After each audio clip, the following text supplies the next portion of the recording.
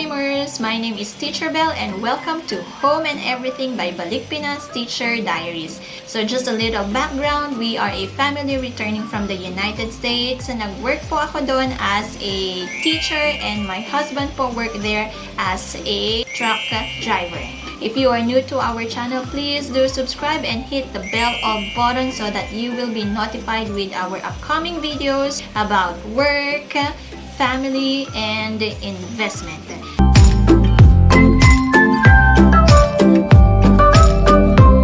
Please keep on watching if you want to know more about the requirements and the step-by-step process of securing a tourist visa.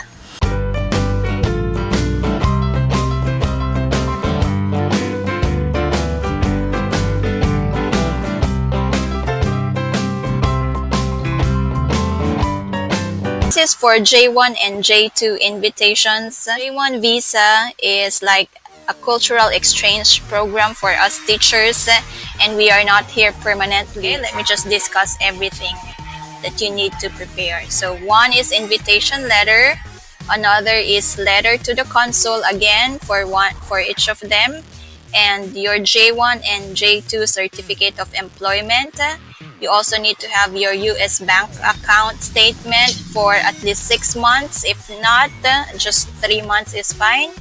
Your copy of DS 2019, your copy of I-94, copy of passport and birth certificate. The birth certificate is just like a proof that they are your siblings and they are your parents, and of course your travel itinerary. This is a sample invitation letter, so I'll just bring this link down to the description below this video. Ang invitation letter nyo is for your siblings and parents, so it doesn't have to be formal. Mas maganda nga kung informal, like in a way na ina-address nyo sila in a normal conversation. So for this one, I wrote here Dearest Mang and Pang, because that's how we call our parents. And your subject will be regarding invitation to visit USA. So I'm just gonna read like a very short part of it. We will be taking care of your entire USA tour expenses, and including but not limited to round-trip airfare, food, housing, medical insurance, and all your other personal expenses. Needless to say, your pasalubong for friends and relatives. So it's quite, it's very personal. The sample letter to the consul, ito naman ang dapat very formal. Then you address it to the United States Consulate General and the address. So I'll just leave these samples here so you can check it out. So ang reason na nilagay namin dito is we have not seen each other for nearly 2 years now, and we would like them to visit us here in the US for recreation purposes and be reunited with their grandson. So be specific also kung anong ilalagay niyong reason.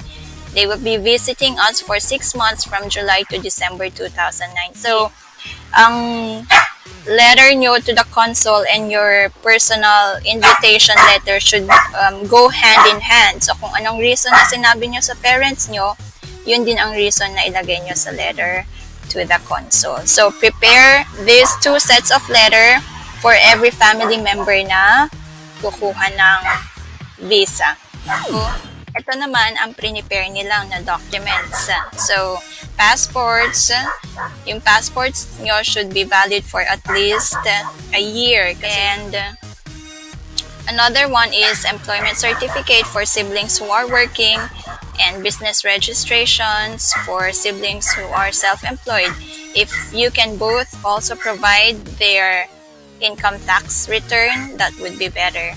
And their bank statements as well for at least 6 months, property titles, insurance, policies, and any other home ties na magpapatunay na may babalikan kayo sa US, I mean sa Philippines.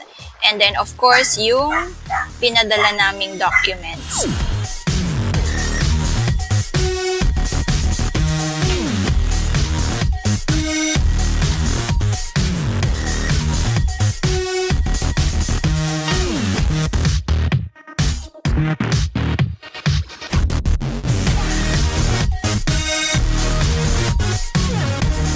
Dito sa site na to, dito nyo makikita yung step-by-step process. So the first one is, ito, apply for a visa. These are just guidelines or necessary documentations. You have to pay your visa. Ang payment as of now is through Bank of the Philippine Island, BPI. And the amount is $140 for non-immigrants. And then complete my DS-160. So ito ang next step. So dito is the DS-160 form. So once you are on this link, it will give you an application number which you will use when you schedule your visa appointment. Okay, so ayun po. And this is where you start filling up your DS-160 online application form. Dito po kumukuha ng questions ang mga consuls. So after filling up your complete DS-160, your next step will now be schedule my appointment. Down below, it will also show you some of the documents that you need when filling up the visa appointment. So the first thing you need there is the application ID number nga ng DS-160. Once you schedule your appointment, it will bring you to this website where you will have to create your account. This is how it looks like inside your account, your US travel doc account.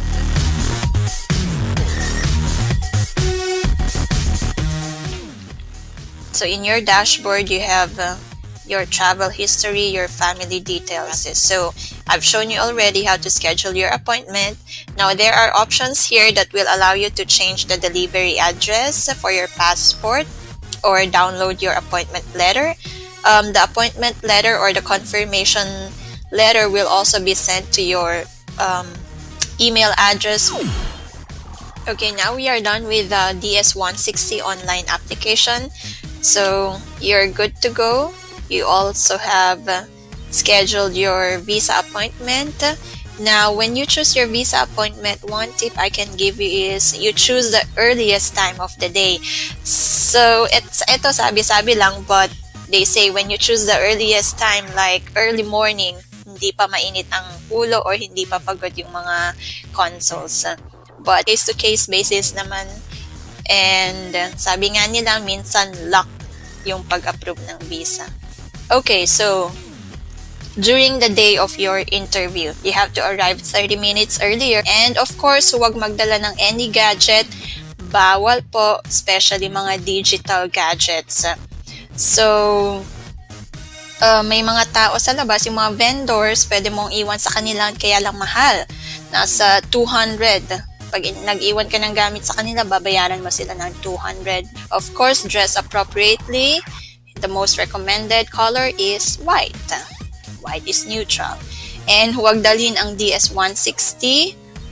Dalhin ang passport. And then, of course, don't forget yung passport size photo. 2 pieces yon. If nakalimutan nyo, may photo studio naman sa loob. Kaya ng mahal, 180 pesos. And yung payment receipt nyo, your confirmation letter, and of course, your necessary documents. During your visa interview pala, again, choose the earliest time of the day. Of course, be honest, and then do not offer to present any documents unless asked. Like, kung hindi naman tinanong, wag mong i-present kasi less talk, less mistake. Unless, of course, kung hingin sa'yo yung documents na yon. So, ito ang sample questions na tinanong sa mga parents ko. Anong gagawin nyo sa US? Sinong pupuntahan? Or kung may pension na? Yun lang. So, for my working sibling, ang mga tanong sa kanya is saan ka nakapag-travel, ilang years sa company, and then for self-employed siblings, anong source of income, ilang years nagwo-work, and since my small business sila sa province, pizza restaurant, ang tinanong ng consul is ilang Ilan ang chairs sa restaurant mo? Hindi mo iisiping itatanong to sa visa interview mo. So, nagbilang-bilang pa daw siya. And siguro naniwala naman yung consul. And of course, the most famous question, tinanong sa lahat ng kapatid ko to, are you single?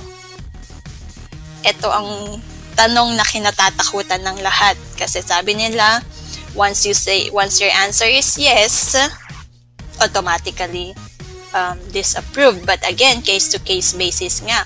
Yun yung mga sample questions. And of course, may mga side questions na lang, but in totality, ito yung dito nag-revolve yung mga questions sa kanila. Kapag hindi binigay ang passport nyo sa inyo, it means you are approved. Kukuhanin kasi yung passport nyo and then i-mail nila after a week or 2 kasi doon nila ilalagay yung visa sticker nyo.